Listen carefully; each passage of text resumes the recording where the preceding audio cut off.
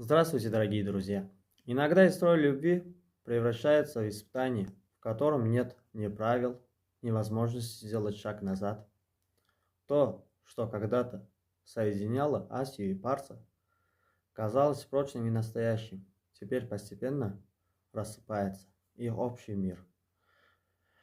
Построенный на надежде начинает трешить изнутри.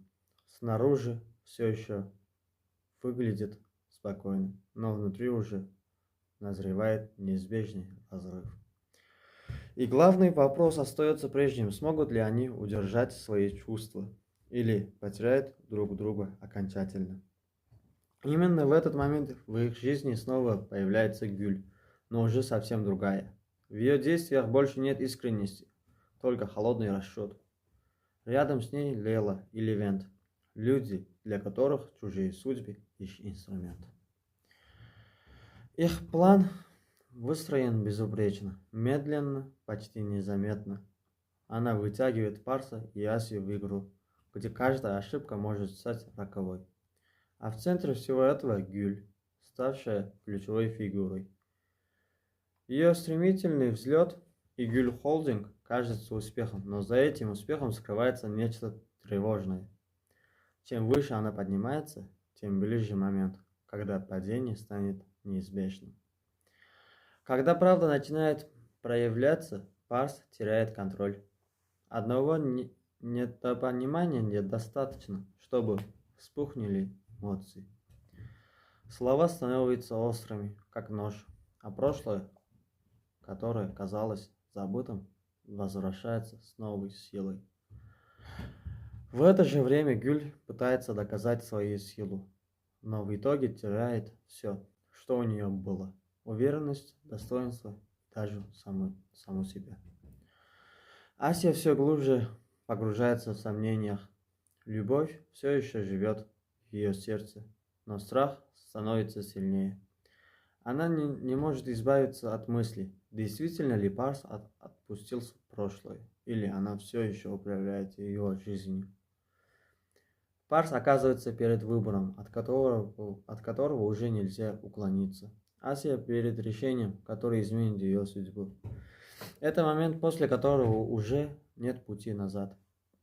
И тогда происходит то, что меняет все. Гюль, доведенная до предела, решается на крайний шаг. В ее руках оружие, перед ней Асия. Время будто замирает. Но в последний момент появляется Парс. Выстрел не звучит.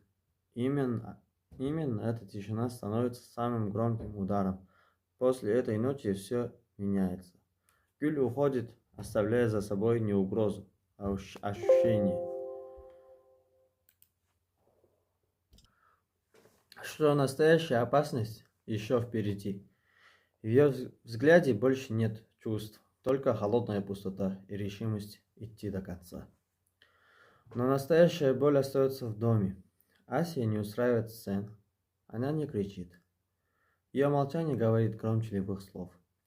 В тот момент она понимает: доверие разрушено. И даже если любовь еще существует, этого уже недостаточно. Утро принес не облегчение, а окончательное осознание.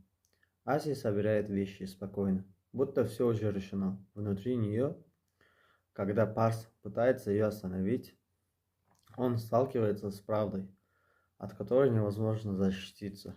Она ушла задолго этого дня. Эти слова становятся для него точкой невозврата. Тем временем Гюль возвращается к Лейле и Левенту, но теперь она больше не подчиняется. Боль изменила ее, и теперь она сама выбирает правила этой игры. Асия исчезает из жизни Парса,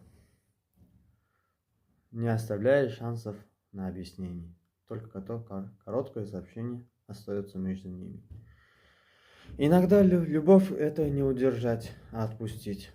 И только потеряв ее, Парс понимает, насколько давно начал терять все.